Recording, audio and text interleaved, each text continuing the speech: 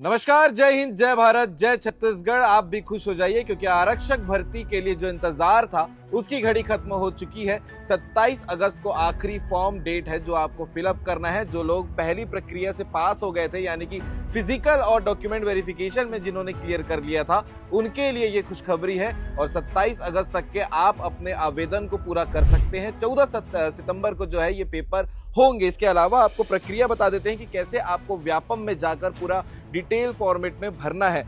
Vyapam website पर पंजीयन के बाद ऑनलाइन आवेदन सबमिट करने की प्रारंभिक तिथि जो है 5 अगस्त 2025 को रखी गई थी। इसके अलावा अंतिम तारीख जो है 27 अगस्त की शाम 5 बजे तक होगी।